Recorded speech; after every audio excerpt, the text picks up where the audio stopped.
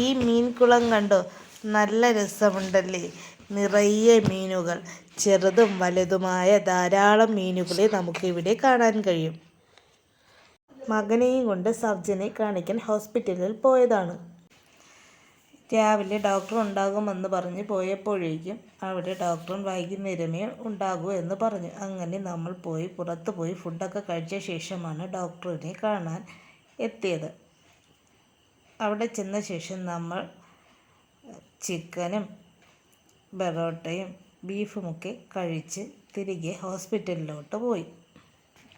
Food കഴിച്ച് പുറത്തിറങ്ങിയപ്പോഴേക്കും അവിടെ കുറച്ച് ചെടികൾ നിൽപ്പുണ്ടായിരുന്നു. അതും കൂടി വീഡിയോയിൽ പകർത്തി.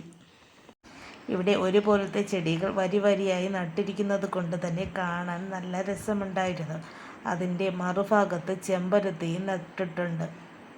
ഇതിൽ പൂക്കൾ കുറവാണെങ്കിലും നല്ല ഷേപ്പിന് നിൽക്കുകയാണ്.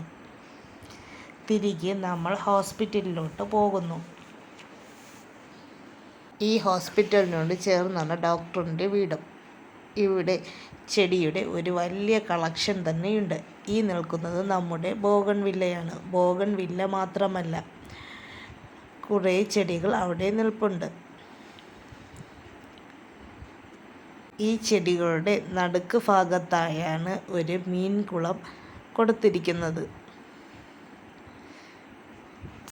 ഈ കുളത്തിൻ്റെ സമീപത്ത് മരങ്ങളും ചെടികളും നല്ല രീതിയിൽ അവർ അടുക്കും ചിട്ടയോടും കൂടി തന്നെ വെച്ചിട്ടുണ്ട്. ഇവിടെ പീസ് ലില്ലി കുറേ ചട്ടിയിൽ വെച്ചിരിക്കുന്നതായി നമുക്ക് കാണാൻ കഴിയും.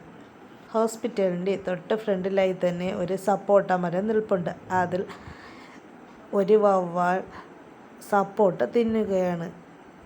നിങ്ങൾക്ക് ഈ വീഡിയോയിൽ കാണാം, ചെറുതായിട്ടേ കാണാൻ കഴിയുകയുള്ളൂ. കണ്ടോ സപ്പോട്ട കഴിക്കുന്നത്? ഞാൻ ആദ്യമായിട്ടാണ് ഡയറക്റ്റായി ഇങ്ങനെ സപ്പോട്ട തിന്നുന്നത് കാണുന്നത് തന്നെ. ഇത് കുളത്തിൻ്റെ ഫ്രണ്ട് ഭാഗമാണ്. ഇവിടെ ഒരു കിളിക്കൂടും കൂടി അവർ ചെയ്തു വെച്ചിട്ടുണ്ട്. അതിൽ 2-3 കിളികളെ നമുക്ക് കാണാൻ കഴിയുകയുള്ളൂ.